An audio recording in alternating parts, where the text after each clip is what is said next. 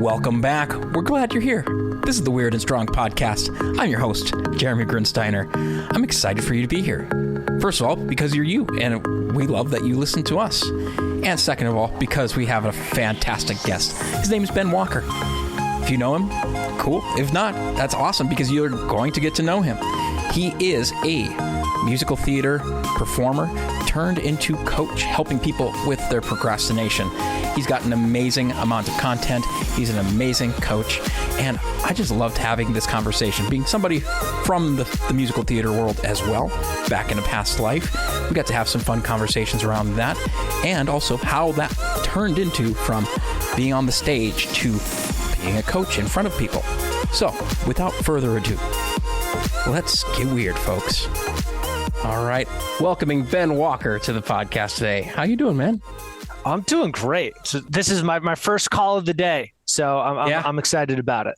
Yeah, we were just talking a little bit about how I was just in your time zone, and so now I'm like, okay, it's middle of the day. Yeah. And it was that interesting juxtaposition of everybody that I know and work with is in Central Time and being on Pacific Time. I was like, oh yeah, this is a little weird. Time zones. We got to abolish that shit, man. Yeah, that's like when I'm president. The first thing I'm going to do, executive order, abolish time zones. So then they're utter nonsense. So time zones would go away, but would daylight savings time stay? No, absolute garbage. Both of them gone? Yeah, they just create so much stress. And like we were talking about before this, of like, how much time do you spend on Zoom going, oh, can you hear me? Yeah. Oh, sorry. No, I missed that.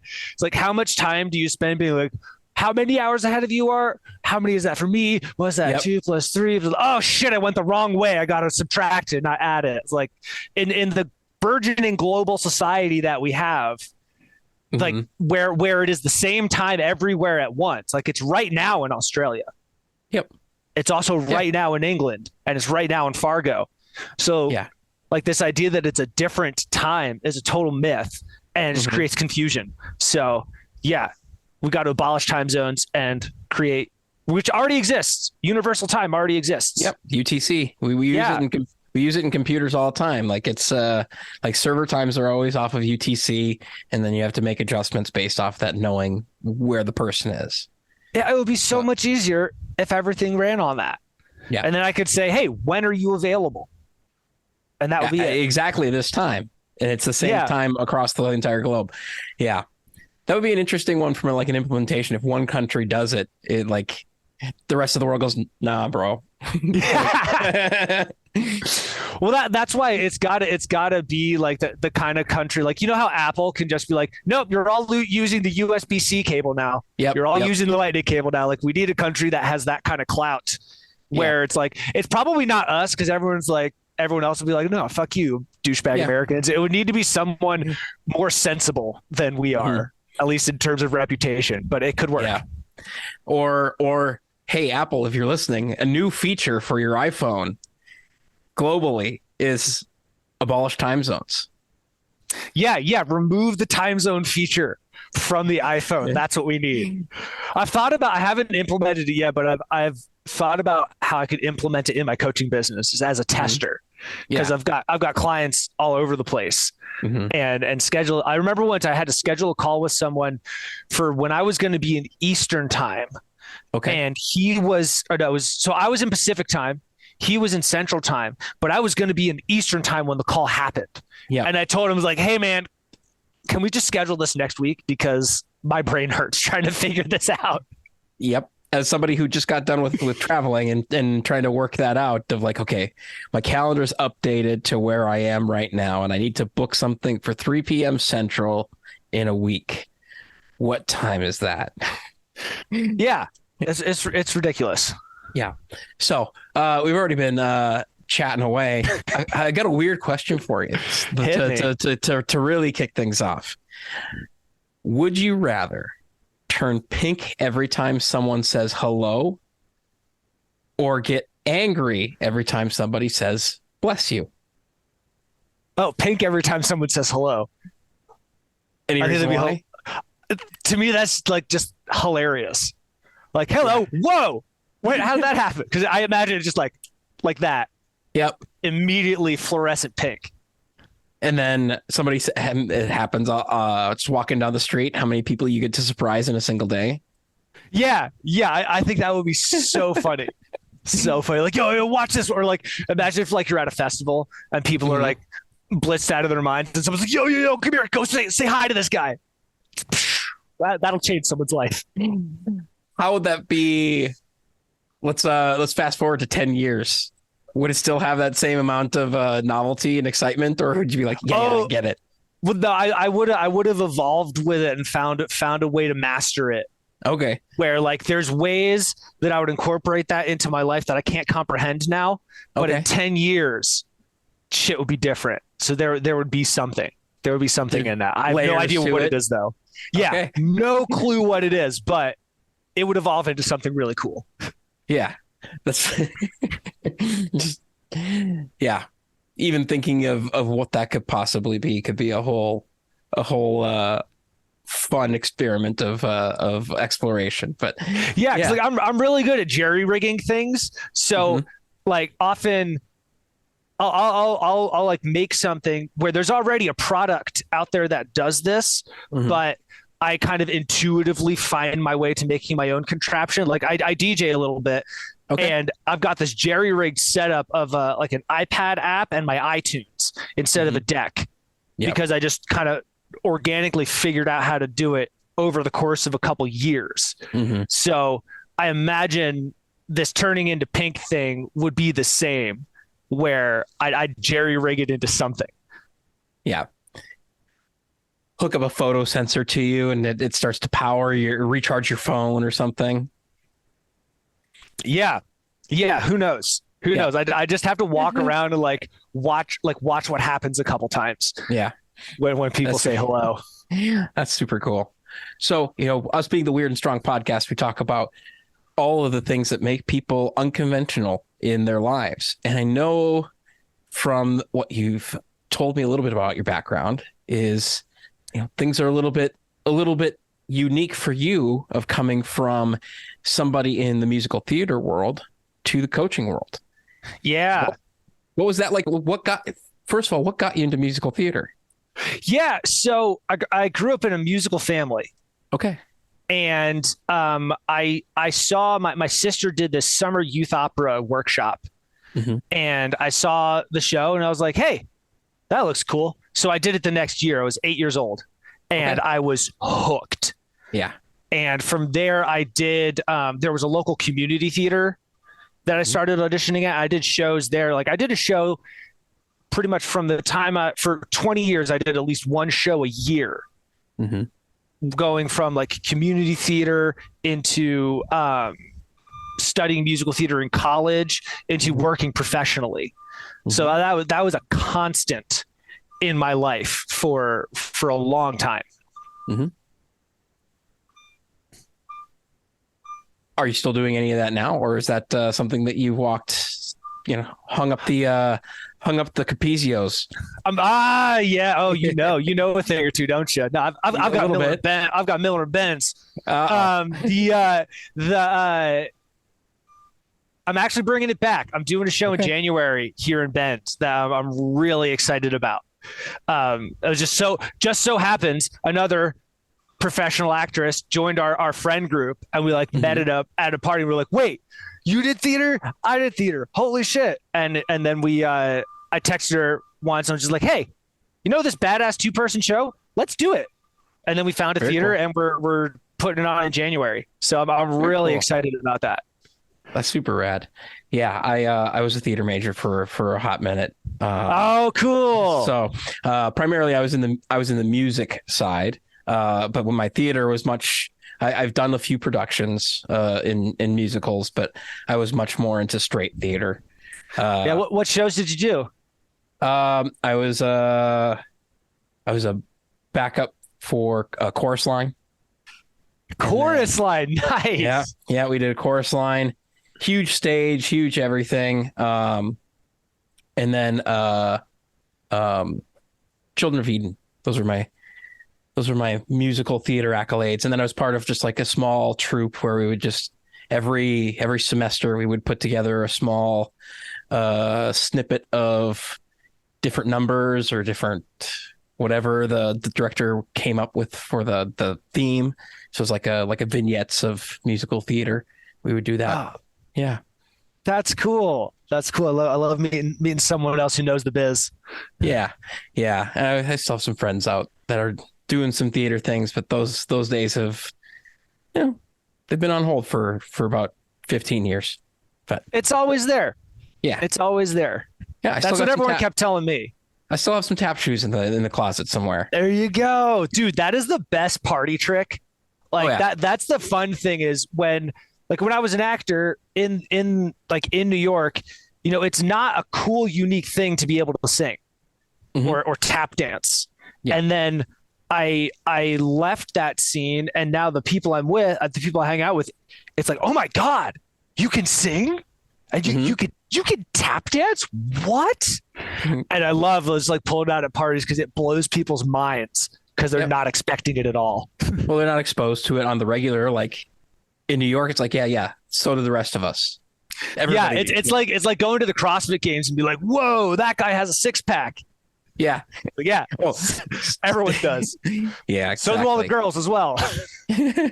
Everyone can do it. It's not cool. But then, so it has been fun, learning, coming around to singing and those kinds of things with a new look at it. Because when I sing for my friend, it's for the pure joy of, I love doing this, as opposed to having to do it for an audition. Yeah. Yeah. And what was that, as you've been making that shift, was it difficult for you to start to even consider this of getting into an attitude of well, this is work again, or are you able to really sit in it and enjoy it for the pure joy of it? Oh yeah. Right now it's joy for sure. And I mean, I wasn't even expecting to get paid. Yeah. For this. Well, the guy offered to pay us, and I was like, well, shit, I'll say yes to abundance all the time. But I would have done it for free. So, and it's the show's called It's Last 5 Years. I don't know if you know that one. I don't. But I've been singing this music since I was 13. Okay. I've wanted to be in this show, and meeting my friend Lindsay, it was oh, no brainer. We gotta do this. And so you've been rehearsing it over and over and over again. So it's not even something you have to learn as much. Yeah, we did a test run of some of of one of the songs, and the director was like, okay, I want you to prepare this song. I was like, I've been preparing this song for 13 years. I am so ready to do this song. That's super cool. What was the thing that led you from making that transition from, you said you were living in New York, now you're in Oregon, and you're a full-time coach. What was that transition like for you? Yeah. Oh, it was a ride.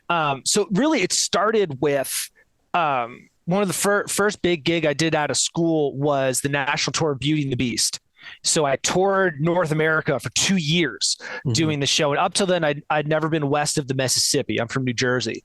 Okay. So I got to see all this incredible country, all these beautiful things. And I remember sitting in my hammock in Salt Lake City in between shows, watching the sun go down over the mountains and being like, why the hell am I going back to New York City? So I caught Wanderlust and then stuck myself in New York City for 3 years. So as much as I was, auditioning every day, I was booking work. I really wasn't happy there. Everything was trying to get out of New York. I had a car in New York, which is an insane thing to do. Yeah. But it was so that I could get out of the city easily whenever I wanted. Yeah. And it was really, I was really getting miserable just doing this same audition grind over and over again. Cause at that point, then I started just trying to get a job. I was like, oh, here's a role for a mid-20s white guy. I'll audition for this. And I wasn't excited about it. And I ended up the last season I did, I booked this string of work that was on paper awesome. Like I booked 4 months in a row of work, and usually you're lucky if you get 4 weeks.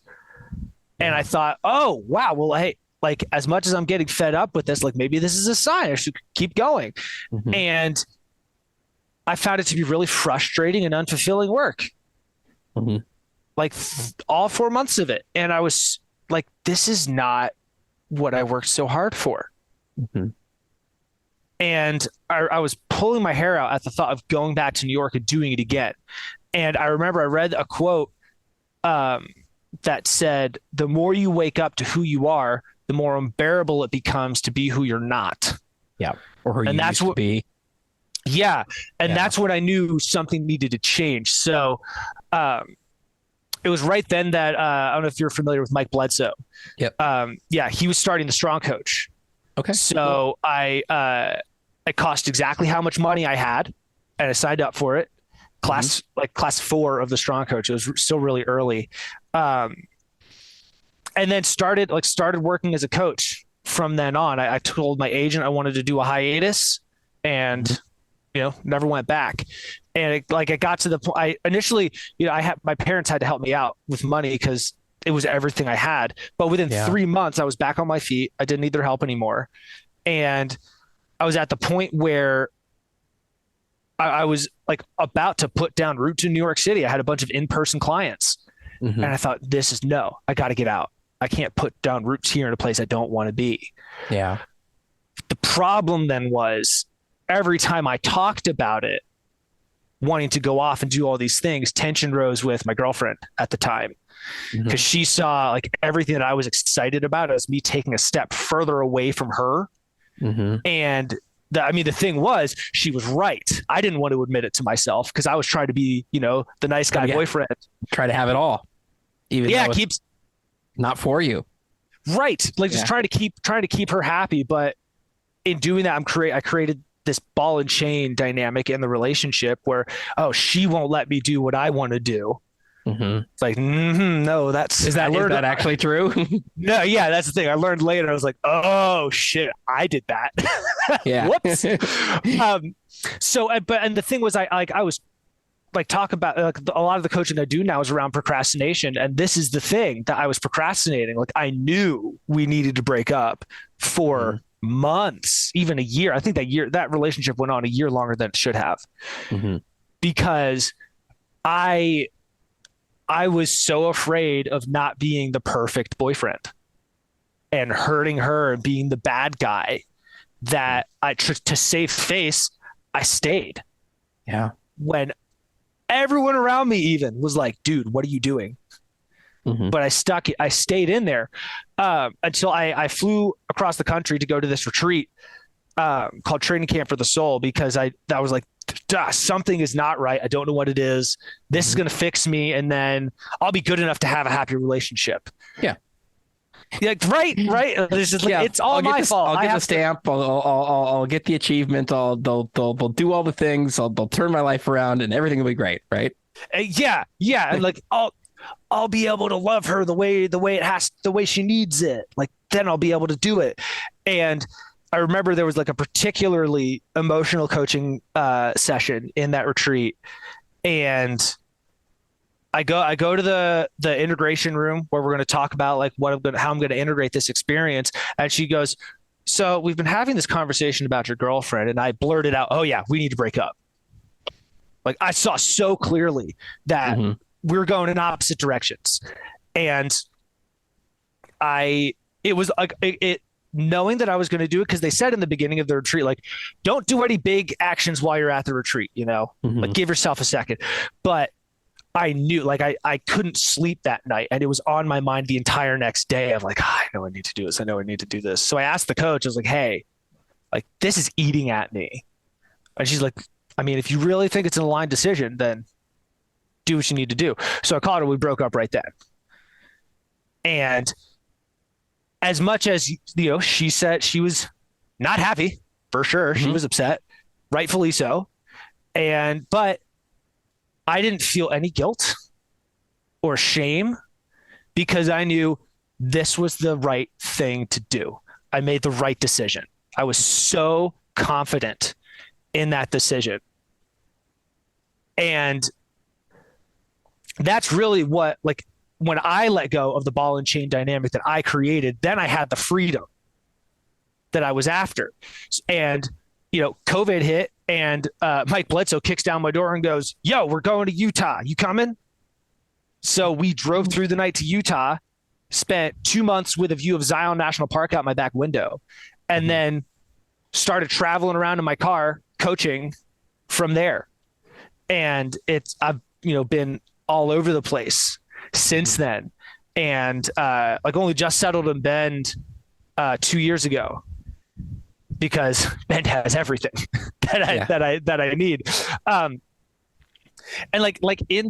in that time, what's really kept me going with coaching has been seeing that moment when the veil is lifted, and my client goes, "Wait, you mean life can be like this?"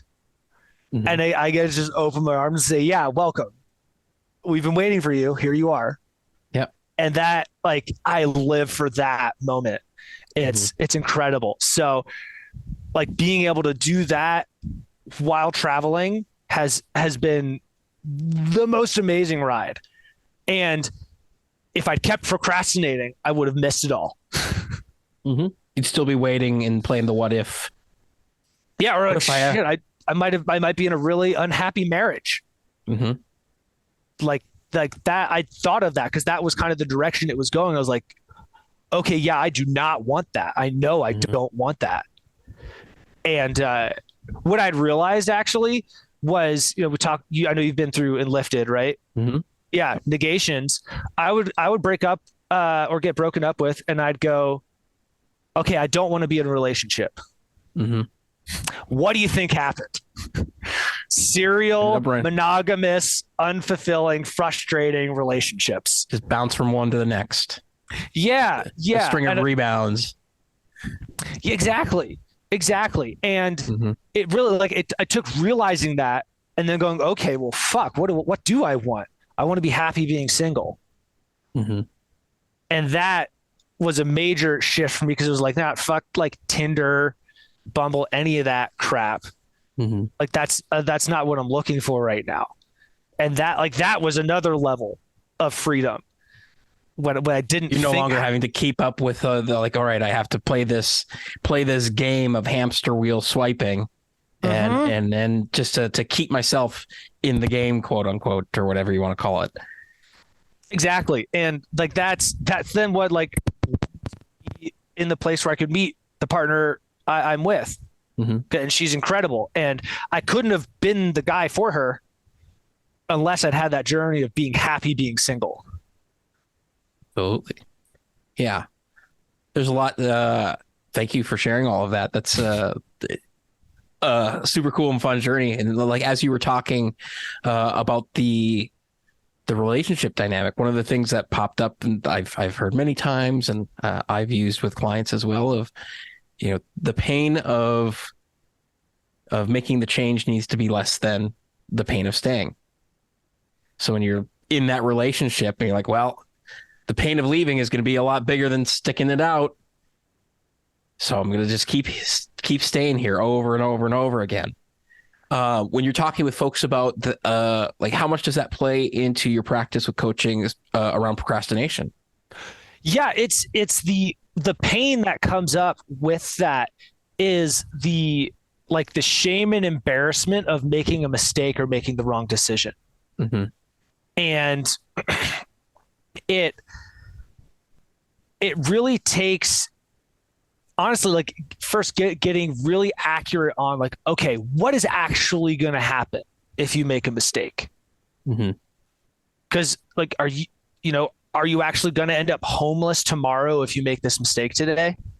Because that's what they're like, oh, I feel like I'm going to, ruin my life if I make a mistake. And that's the fallacy, is that you make a mistake, everyone's going to shame, judge, and laugh at you. No one's going to be your friend or love you anymore, and you'll end up homeless and alone, which is usually rooted in a straight A student who got punished if they got anything less, or only got praise from parents or peers when they achieved something.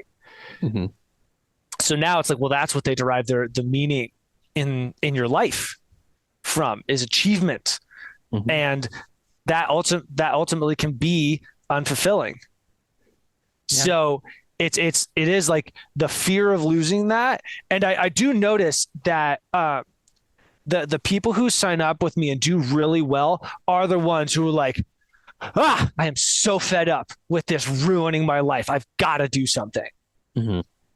And they're the ones who do the best.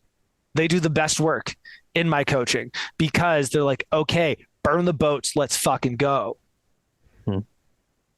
So I totally agree. Like if the procrastination isn't bad enough, like I've even had people who, like, I'm talking to them and they're like, yeah, I mean, I just, I put off stuff sometimes. It's not a big deal. I'm like, okay.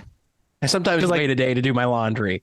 Yeah. Like that, it's not a big enough deal to you to then want to do anything about it. And I mean, you procrastinate your laundry. It's like, it's not the end of the world. Maybe your desk is a little messy. It's okay.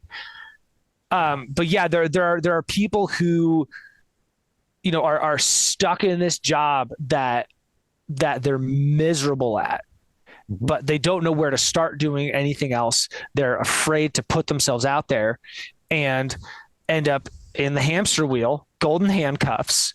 And it's like, cool, that's a lot of zeros in your bank account. Are you happy?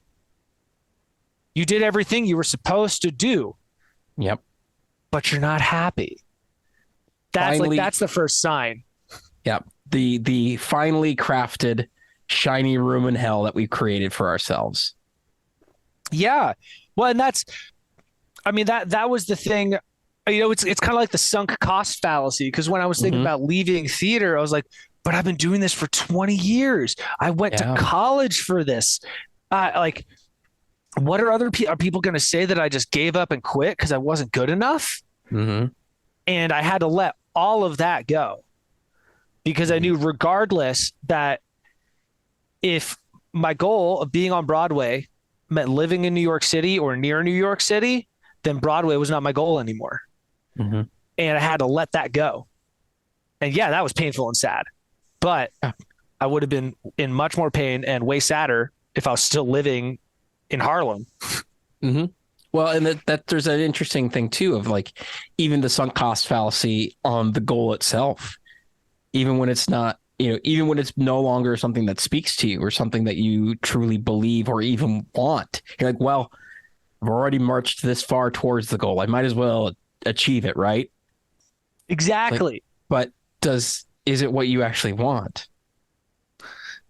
Yeah, and people think often that, like, this is an assignment, like your college degree is an assignment and you have to follow through on it. Or like, no, you got to start all over and go work for someone else. And that's the worst possible thing that could happen. But I mean, even now, I remember being on a podcast early in my coaching career talking about this same kind of journey, and someone saying, like, but that now, like, coaching is your thing. And I'm like, I could be a park ranger in 5 years. I don't know. Yeah. Like I could do a hard left, whatever I want. And I think that's the thing is, humans aren't specialists. We're not designed to be specialists. There are a lot of people who are really, really good at things, and that's admirable for sure. But like, if you only knew how to do one thing in your tribe and you ended up alone, you were screwed. Yeah. So like, there's everything right with taking a hard left in your career, because it's going to come back in some way. I still use my musical theater training all the time.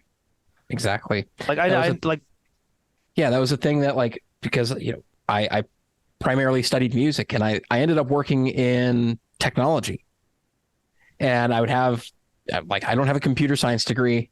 Most of my information was stuff I learned just by doing. And so then I would get into these job interviews, and they're like, well, you studied music. Like, what makes you think like you're qualified for this? And I was like, it's very similar in musical theater as well. It's like, well, you need to show up and having done your work. You can't show up to rehearsal and learn the material at rehearsal. Like rehearsals for when you're running the stuff. Yeah. And so it teaches you also to have to listen to whoever's across from you. Listen around you, work together. Like there's so much that you get from these areas of studying in the arts that can apply to anything else, to your point of using musical theater in your coaching practice. Yeah. And my favorite one is yes and. Yes. Oh yeah. Like for anyone who doesn't know improv, the first rule is the answer to everything is yes and. You can't, you're not allowed to say no in an improv. And like that works for life because so many people are in an either or mindset. They think or they have a no but. Yeah. Yeah. Either or no but. And yes and is possibility. And that's how you grow, is you come into it with a mindset of possibility. So like, I totally see that showing up too, because I'm always like, oh, this roadblock. Well, what's over here? Mm-hmm. Or can we like turn getting over this into a game? Yeah, exactly. And I'm sure there's many times in your coaching practice where somebody is working through something, they say something, and you go, yes, and. Mm-hmm. Yep. Mm-hmm. Yeah, and. Because that's the thing sometimes is just, I just need to like kind of nudge them along with the question and then be silent and listen. Yeah. Is that, in looking at that of like something that seems so simple that it does require some skill and some the equal parts science and artistry that comes into coaching. When you look at that and you see what you do now, would you have ever thought that this is what you were doing when you were like 16 years old? Oh, not a clue. Not a clue. What was it like, even in, assuming that you were still in musical theater, like, were you assuming that you'd be, living as joyful of a life and like all the adventures that you've been on? Did you envision that was what was in store for you? No. I was like tunnel vision on Broadway. Mm-hmm. That was like, I remember even like we had this it was called the business of the business class in college. And we're talking about like, the other side of theater. And our teacher said like, you all need to have a 5-year goal. And I was the only one who say, I'm going to be on Broadway in 5 years. Mm-hmm. And I remember that like there were other people in the class, like one girl even said like, yeah, like I wish I could say that. I wish I had the confidence to say that I'll just be on Broadway in 5 years. Like that was even when I was 16, that's what I was thinking. The interesting thing though, cause what you said is like, as joyful of a life, I think if I had resonated with New York City and I had kept going, I would have achieved that goal. No doubt.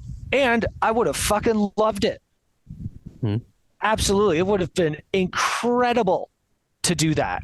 So that's the thing that I think is really important is like even when you're setting goals, like, yeah, the goal is important, but how you feel is what you're really going for.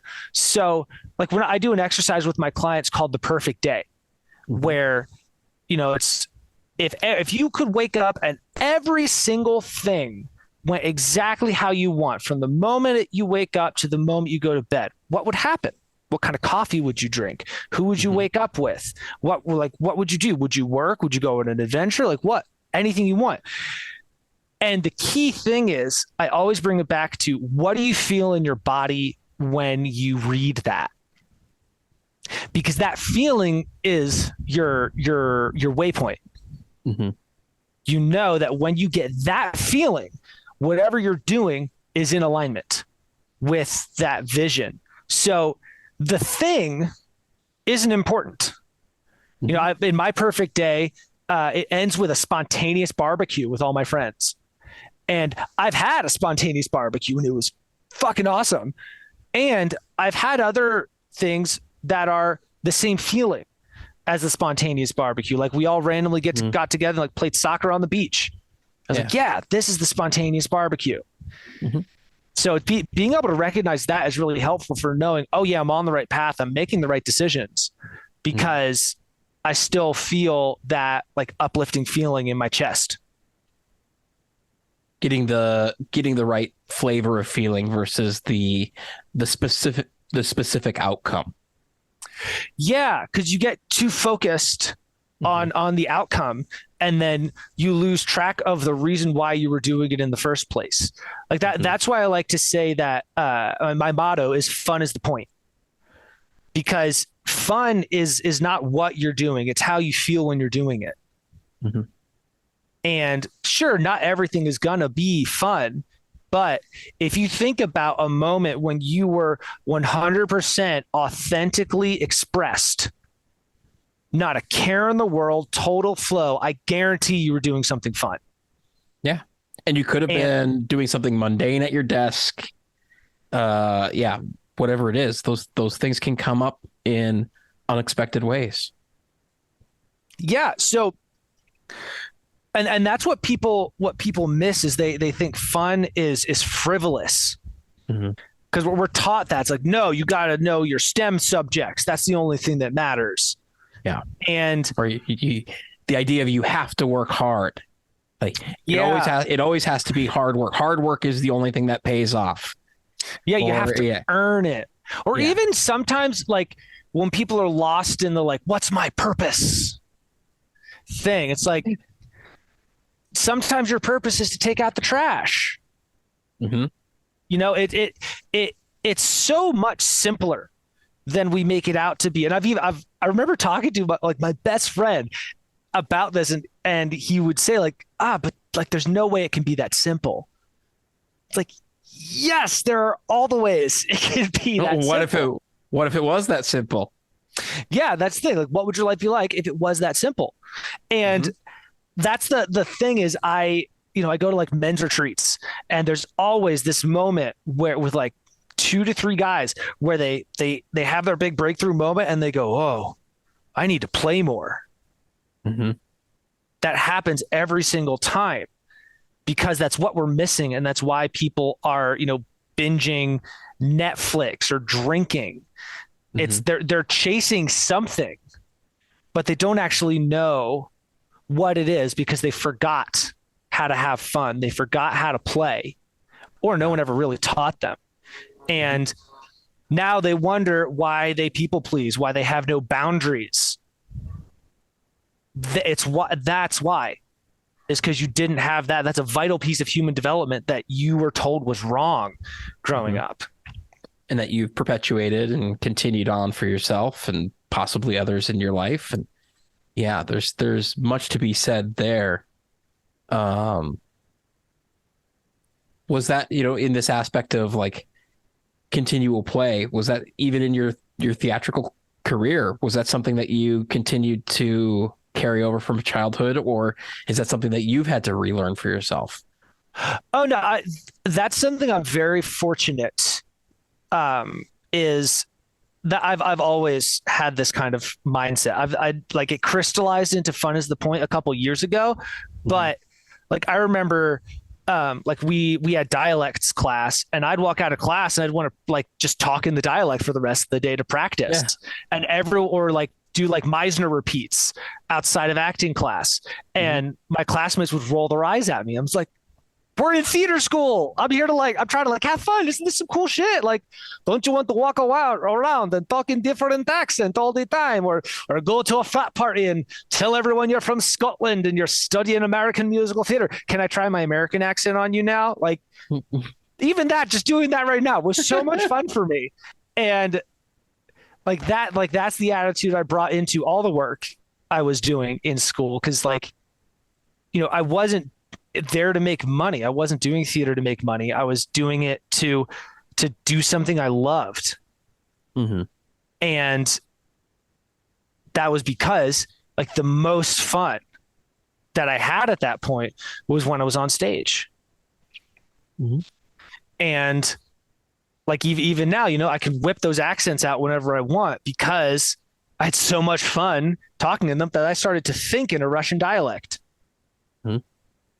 And like that, and that, like, that's how I approach like everything now is like, sure, there are things that I sit down, I do work, and I put my get shit done hat on. And sometimes I'm grumbling about it, but I'm doing that because it facilitates me having fun with my life. And I know like rock climbing is a great example. That is something I'm really passionate about. And I can tell when I'm rock climbing as much as I want to, because my entire mood, my general state of well-being throughout the day is elevated. Mm-hmm. If I'm climbing 2 to 3 times a week, I can, there's a stark difference in how I show up when that happens. So like, that's all underscoring like the importance, the vitality of, I don't know if I'm using that word right, but who cares, of fun. Y'all know what I mean. In people's lives. I mean, most death row inmates weren't played with when they were kids. Mm-hmm. Like that. And I mean, I remember watching, I watched the movie about Ted Bundy with Zac Efron. Oh yeah. So good. Such a good movie. But then I was like I looked at the Wikipedia page for Ted Bundy, and it said like, lifelong resentment of his mom. Mm-hmm. Huh. Wonder where that comes from. Yeah. Why is that? Yeah. Yeah. So, and that's the thing, is when you don't have that kind of, you don't learn how to do that, connect with your parents in that way. That's not to say that you're immediately going to be a serial killer, but you're going to run into some bumps in your life, because that's a critical thing that you didn't learn. Instead, you learned y equals mx plus b. Mm-hmm. Well, we end up with this typical pattern in our culture of, they're just having a midlife crisis. It's like, well, why is that an expected thing in your life? If you're going to get to a point where you go, what is this all for? I'm completely unfulfilled. Yeah, I've thought about that recently, because people talk about like, oh, you hit 30 and then your body starts to fall apart. And I think no, it's you hit 30 and your lack of self-care catches up to you. Yes. That's what happens. And then you continue down that path, and you make the excuse for yourself of, well, I'm 30 now. It just doesn't work the way it's supposed to. Oh, my metabolism is slowing down, even though that's a complete bunch of crap.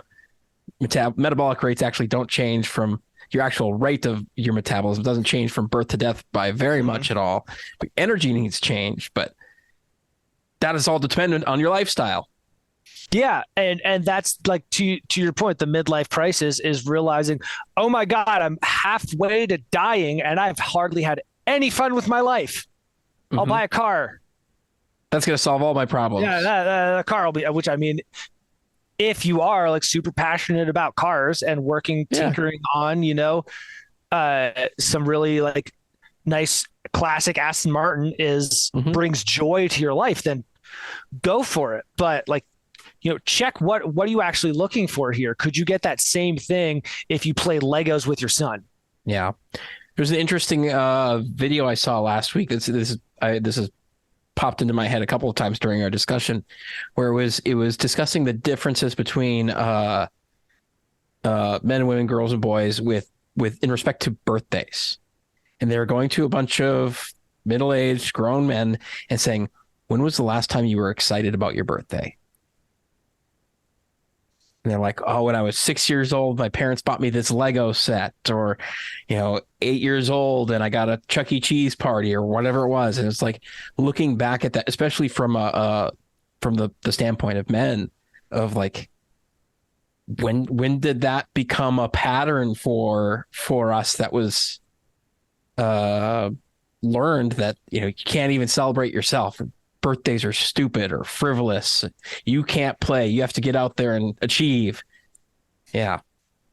Yeah. And I did have a thing about my birthday for a while where I was uncomfortable. I remember telling my mom, I don't want to have a birthday party this year. And I didn't for a while.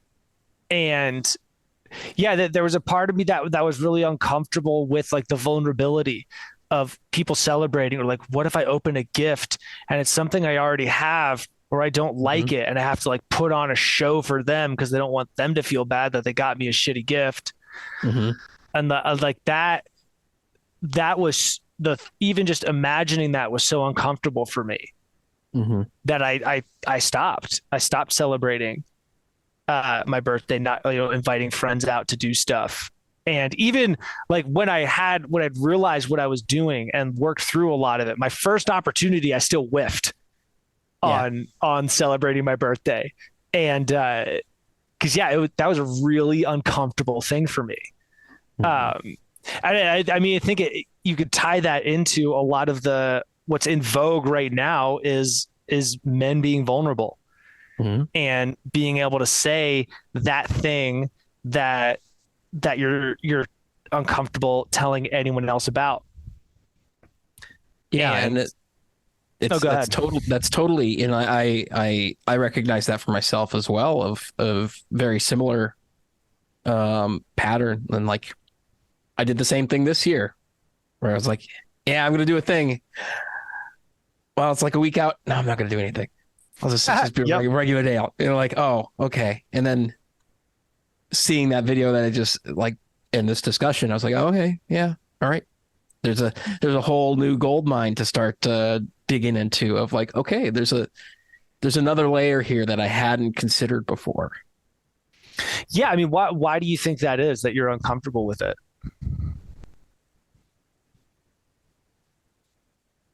I mean, there's a lot of similarity to what you said of like, well, what if I ask a bunch of people and they say no, or I'm too busy, or what if people don't want to do the thing I want to do? Yeah, so I might as well just go do it by myself. Yeah. I mean, you know the story game. Yeah. What do you want to do about that? Let's go and take a look at, like, when was that true? Find out what the story was. Yeah. Get it down. Here's the thing, because this is for someone who knows their stories as well as you do. And I think this is a useful thing for anyone in the trauma space, where it's often like we talk about the trauma, is when you know what you need to do and you know you're physically capable of doing it and it's something you want, the only thing that can stop you is a made up story in your head. And once you know that, when you get that feeling, you don't have to go, oh, when did I learn this? What's the story? You know, oh, here's that made up thing again, and move forward into it anyway. Because I have found that people can get lost. I call them story work junkies. Not to say that you are, but people will get lost and like, oh, well, this happened because of this, and that happened because of that, and they don't actually do anything with it. Yeah. There's a lot of navel gazing and introspection for just that. And I'm sure that's common even in people in like talk therapy and stuff. Yeah. Well, and that's why when someone says that therapy didn't work for them, and I ask why, they say, oh, we just talked about stuff. We never did anything. Yeah. And I remember doing a session with someone who's been trained in buy and lifted, and we hit on this story, and she's like, oh, I've done this one already. I was like, well, it's still showing up, so let's go into it. And we got too deep for her, and she got like fell right into pattern, cast me as her dad, responded the same way she would to her dad when she was 5 years old. And, got to the point where like we both kind of just stopped it. And she was like, yeah, I guess I'm not ready to really go into this. Like, okay, cool. That's fine.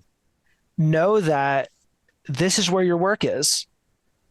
And you have to start acting differently. Like, all the mantras in the world mean nothing unless you back them up with action That's why like money flows to me with ease and grace. And it's like, well, why is your bank account still low? Yeah. Because that mantra doesn't tell you to do anything. It doesn't change anything. It's just like it's wishing for reality. Like saying, I'm an apple. I'm an apple. Yeah. That can't be true. Yeah, I love that. Because I'm not taking steps to become an apple. Exactly. So, I mean, I think that's the thing. Like, if anyone listening resonates with like what you said of, well, what I know what I wanted to do and I whiffed on it, is like, okay, well, it's going to be uncomfortable the next time you do it too. Do it anyway. Yeah. Mark England told me, I asked him, like, it seems there's a resistance that says stop and a resistance that says keep going. How do you tell the difference? And he just looked at me and was like, you'll know.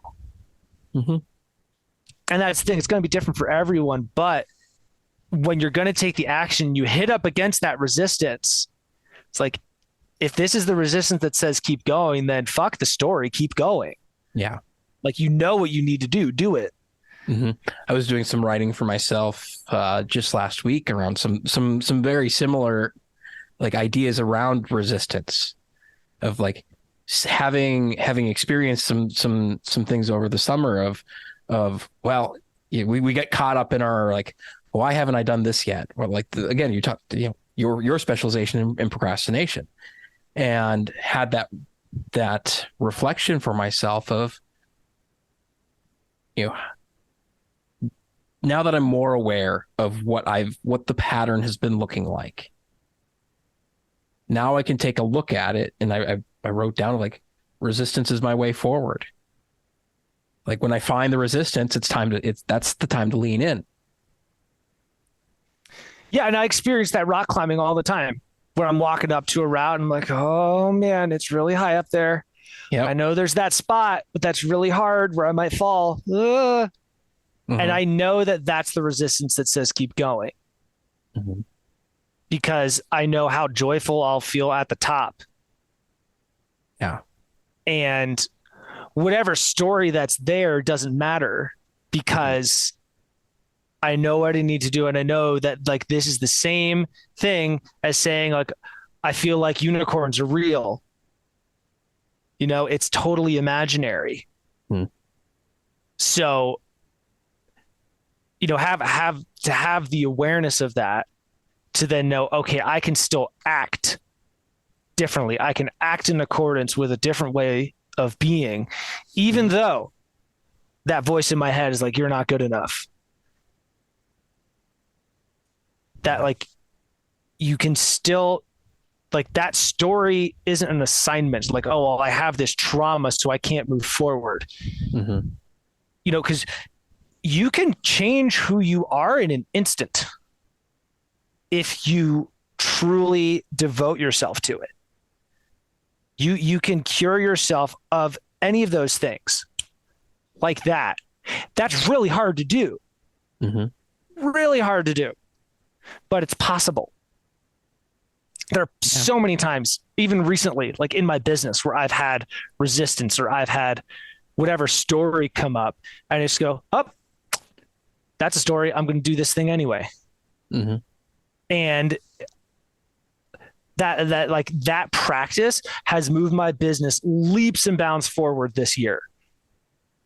And I'm not bothering with like, oh, what happened? Why do I feel this way? It's like, well, I know what I need to do. I'm going to do it. And that feeling gets smaller and smaller and smaller and smaller every time. Yeah. Because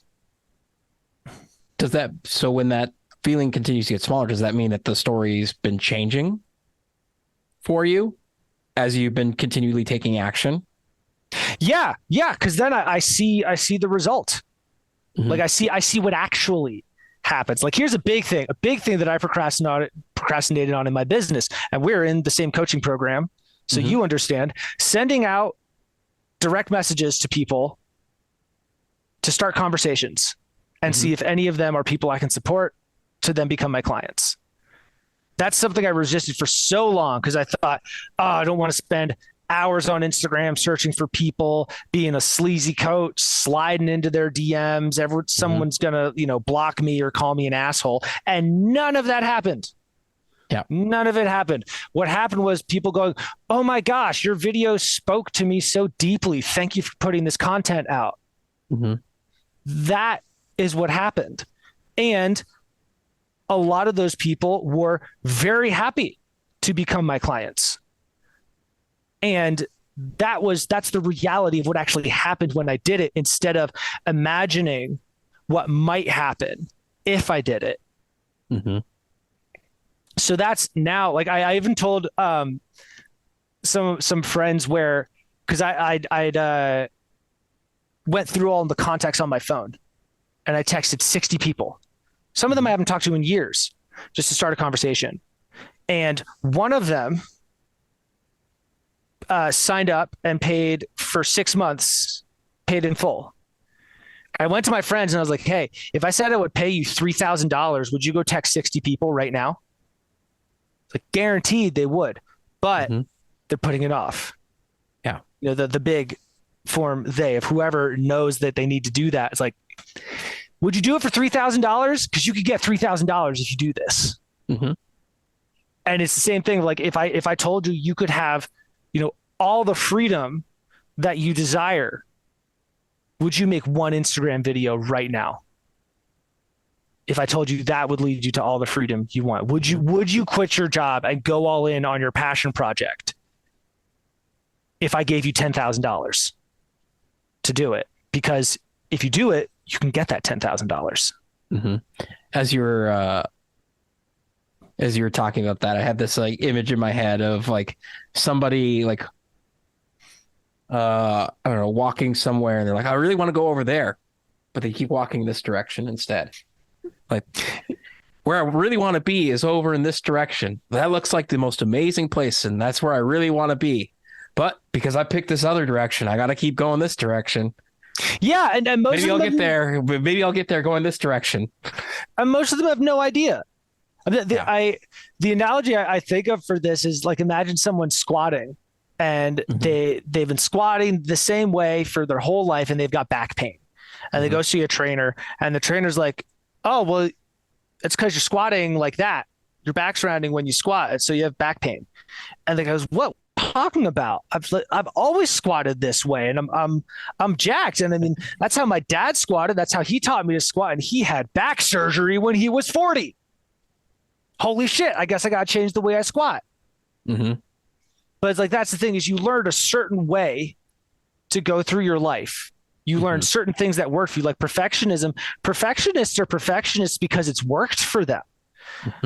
As stressful as it is, putting things off to the last minute, you still do good work and you still get rewarded. So it's a winning strategy, but it reaches a point of diminishing returns. Yeah. And, it's the same thing with squatting, is maybe you might change your technique and your numbers go down, but you're going to be able to walk when you're 60. Yeah. Or walk after your training session. Yeah. Even that. So like, it gets made so complicated with all of these, like the new age spiritual talk, or the, like, this trauma release thing, this breath work. It's all different paths up the same mountain. And everyone deep down knows what they should be doing. We don't have an information problem. Yeah. There's an accountability and a guidance problem. Yeah. And even in all of that too, of like, there's a component. I'd be interested to get your take on this, of like how much we put like arbitrary like fences around what we want and what we do. So I want to do this, but I need to do it before I'm 30. Because if I do it for 31, it means I didn't actually achieve it. Or the time periods, the whatever arbitrary metrics we put around things, how much that can keep us stuck as well. Yeah, like what I've never quite understood the oh, I'm 30 thing. Like that never really resonated with me because two, most of the people I know who then were in their mid 30s were like, yeah, shit gets really cool when you're 30 Mm-hmm. is what they told me. And I'm 31 and I'm experiencing that. Like Yeah. things in my life are really coming together. And I had a blast in my 20s, traveled the world, lived out of my car for 2 years. Mm-hmm. That was cool. And now in my 30s, I'm really stoked about being grounded. My business is going really well. I've got a tribe of people around me. I'm getting really good at rock climbing. Like all of these things are coming together at 30. Yeah. And it's the same thing as honestly, the people going, oh, 30 are the people not taking care of themselves when they're 25. They're the ones who, train through an injury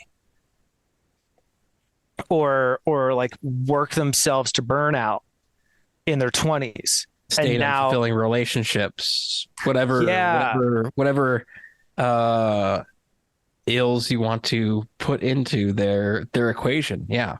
Yeah. The holes in your training will be exposed in your 30s. I think that's the most accurate way to say it is train physical training, spiritual training, mental training, any of that.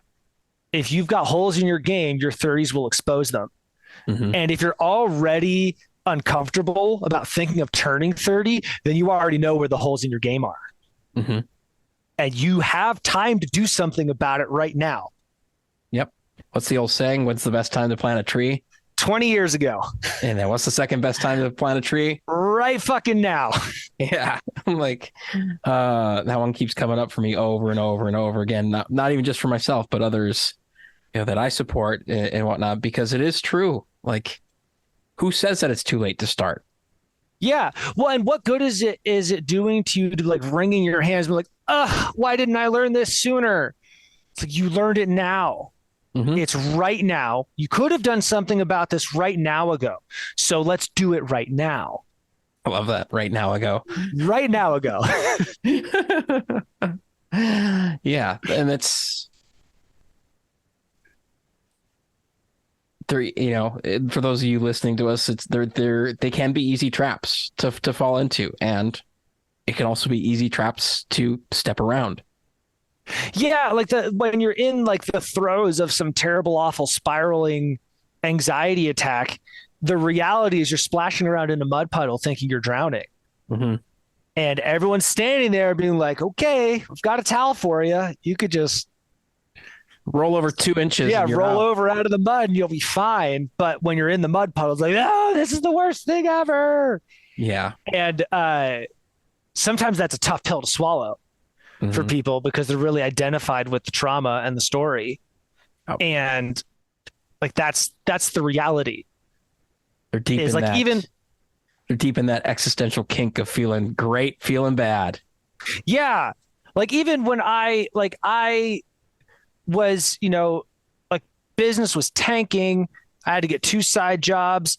Parents were helping me pay rent again. And it was like I was like, oh, what do I do? And in the back of my head, I know it's like, send out 20 DMs today, motherfucker.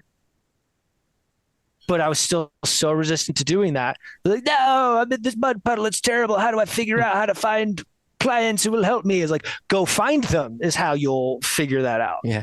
If only somebody hadn't invented mud, I wouldn't be in this mud puddle. Yeah. And then finally, like the thing is too, is the easiest way to get out of that mud puddle is to have the right support. Mm-hmm. And that's the thing is, our coach, Matt Shiver, I signed on with him in January because I saw his shit was working. I knew I needed the accountability. I knew I needed a plan. And my goal was 16 clients by the end of the year. And I achieved that goal in June. Great. So fantastic. Congratulations. Thank you. It's something I'm really, really proud of. And it's because I had the right guidance. I had the accountability. I had a plan. Mm-hmm. And I showed up and did the goddamn thing. You started and you kept going.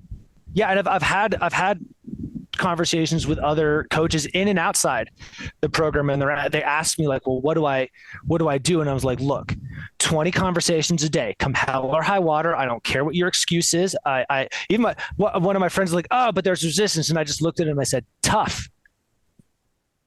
This is what you need to do.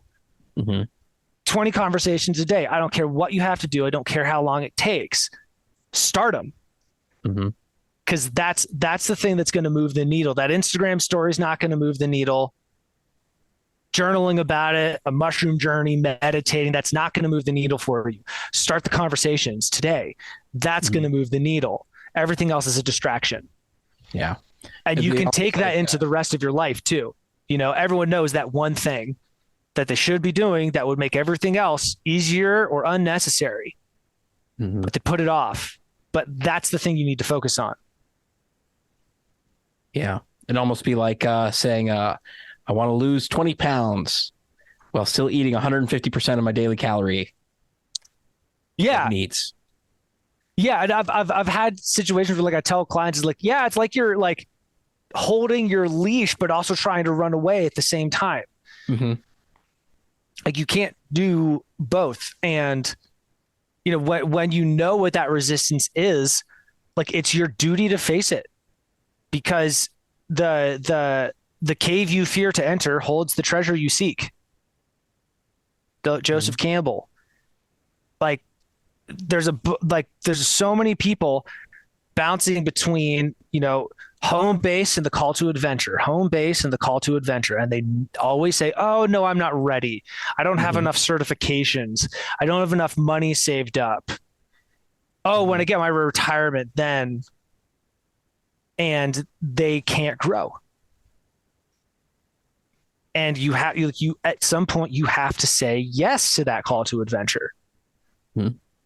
Otherwise, it's the same cycle, the same procrastination cycle. You keep dating the same person.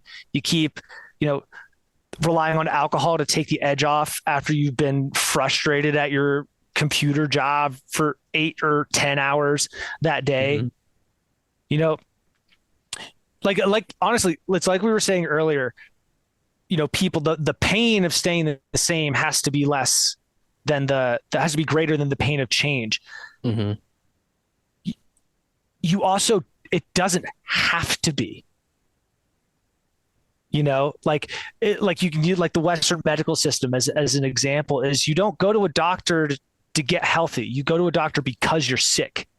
Yeah. And like, if you don't have overt symptoms, like if I went to just a random doctor, conventional doctor, I was like, yeah, just like check me out. They'd be like, oh, I don't have any drugs to give you. What do I do? I actually did that once. I was like, yeah, I haven't been to a doctor in like 10 years. I don't know. Like I think I was 30 at the I just turned 30 at the time. I'm like, I don't know. I feel like I should like have some things checked out or whatever. He's like, I guess I could give you a physical. Okay. Like, yeah, that's exactly the thing. Is like, it doesn't have to get to the point where you're tearing your hair out. It doesn't have to. Like I keep using rock climbing as an example. It's great because I have this on video actually I got confused on this climb. I missed a hold and I fell. And I got back up to the point and I'm doing it and I see this hold I missed and I go, oh, this one. And I get up and I go, it could have been that fucking easy. Yep. That's happened to me so many times. Yeah. When I finally do the move that I needed to do, I was like, oh, that was it. And yeah, for most people, that's what it is. You know what you need to do. It wouldn't be that hard to do it. And the longer you put it off, the harder it is to do it. So honestly, like if I could, like if I could give one piece of advice to anyone who's listening to this, it's pick the smallest action, the smallest action you can take today. Write it down right now. Hope you all got your pens out. Write it down. And then as soon as this podcast is over, go do it. Send the text message, write the email, do the workout. make the healthy food. Do that as soon as this podcast is over, because that's how you actually start becoming that person that is the next evolution of you. It's with the actions you take. If you're just sitting there twiddling your thumbs, like, why can't I get anything started? It's because you have to get something started. Mm-hmm. Take the first step.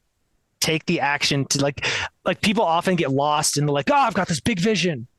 Mm-hmm. Because they're looking at the mountaintop like, I want to be up there. But the trail starts down here at your feet. Mm-hmm. You have to, I don't know if you're familiar with Brandon Sanderson, but quote from one of his books is, the most important step a man can take is the next one. I love that.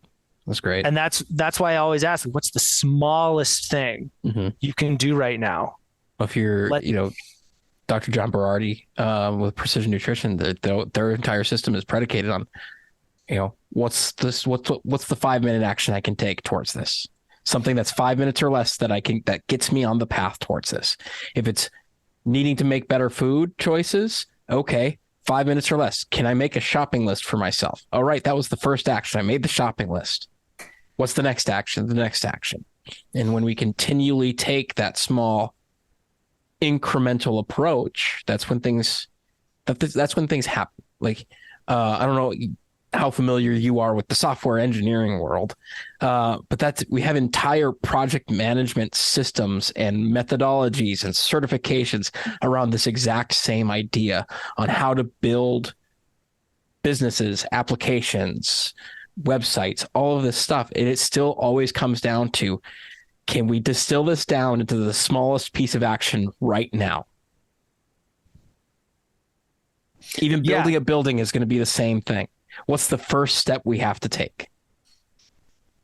Yeah, and if you're struggling to find that out, call Jeremy, call me, and we'll help you figure it out.